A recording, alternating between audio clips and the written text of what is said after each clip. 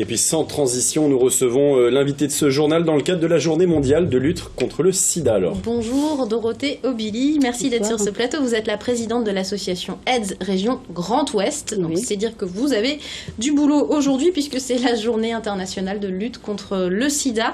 Alors l'association AIDS publie son rapport 2016, là, basé sur les témoignages de plus de 1000 personnes séropositives au VIH et aux hépatites. Un document que vous pouvez retrouver sur le www.aids.org. Il s'intitule VIH hépatite, la face cachée des discriminations. Les discriminations pour les personnes séropositives sont toujours bien présentes, Dorothée Obili. Elles sont toujours bien présentes aujourd'hui, notamment dans la sphère affective et sexuelle. Il y a toujours autant de discriminations. Et la discrimination la plus flagrante et la plus improbable, c'est la discrimination des médecins, du corps médical. Qui est informé, en tout cas qui est censé être informé des avancées thérapeutiques, notamment dans la lutte contre le VIH, mais qui stigmatise énormément. Alors, il y a le corps médical qui stigmatise, et puis il y a la difficulté aussi que vous mettez en exergue dans ce rapport, qui est basé sur des témoignages, finalement, de gens qui ont poussé la porte de votre association, et la difficulté pour les personnes séropositives de se soigner, tout simplement. Aujourd'hui, c'est une réalité en France. Oui, une difficulté d'accès aux soins, notamment les personnes étrangères, les étrangers malades, mais aussi les personnes marginales, celles qui sont dans la rue, celles qui vivent dans les camps, elles ont une difficulté à se faire soigner, une difficulté d'accès aux soins, mais d'accès aux droits aussi. Pour lutter contre ces discriminations, vous lancez une campagne d'affichage, une campagne nationale, comme vous le faites régulièrement. Je voudrais qu'on voit une image, alors une parmi d'autres, c'est la seule qu'on a pu, très honnêtement, diffuser à une heure de grande écoute, parce qu'elle est un peu choc, cette image. On y voit des couples faire l'amour, et ce slogan, les séropositifs sous traitement ont beaucoup de choses à nous transmettre, mais pas le virus du sida. C'est toujours important pour vous de communiquer, pour votre association de communiquer avec ces images choc, justement? C'est pas une question d'image choc, c'est une question de revaloriser l'image des personnes séropositives.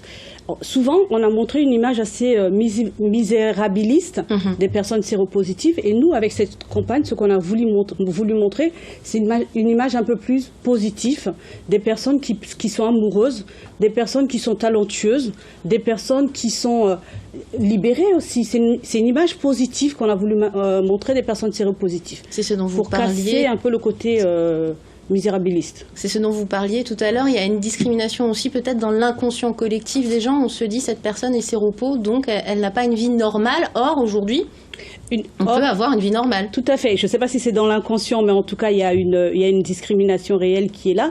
Par la méconnaissance, sûrement. En tout cas, on pense et on espère que c'est seulement une question de méconnaissance, parce qu'à ce moment-là, nous pouvons agir. Et cette campagne-là, justement, c'est pour agir sur cette méconnaissance. Aujourd'hui, ça fait 8 ans que nous savons, le corps médical sait, le corps scientifique sait, le monde scientifique le sait, qu'une personne séropositive sous traitement a une charge virale indétectable. Et quand on a une charge virale indétectable, on n'est plus contaminant. 86% des Français, aujourd'hui, sous traitement, sont en charge virale indéterminante, c'est-à-dire ne peuvent plus transmettre le VIH. Et pourtant, c'est des personnes qui sont encore stigmatisées dans leur vie affective, dans leur sphère familiale. Elles sont encore rejetées, et ça, c'est plus possible. Il faut vraiment qu'on communique sur ce qui est réellement.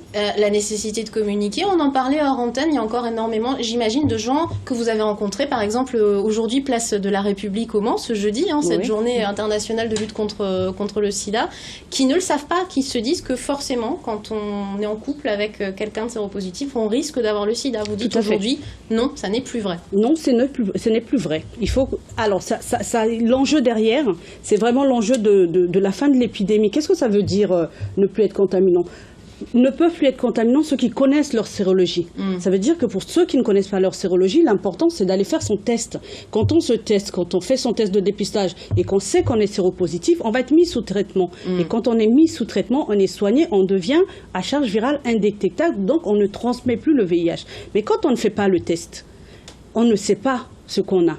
Et quand on ne sait pas ce qu'on a, eh ben on est peut-être séropositif et on continue de le transmettre, le virus. Et la boucle est bouclée. Donc de l'importance de se renseigner et de savoir les choses et de se faire dépister. Et de se faire dépister. Merci mille fois Dorothée Obilly d'être venue sur vous. ce plateau. Je rappelle, il y a le site internet de l'association AIDS pour toutes les informations et pour retrouver justement le rapport 2016 basé sur les témoignages de plus de 1000 personnes, notamment sur les discriminations. Merci. Merci beaucoup.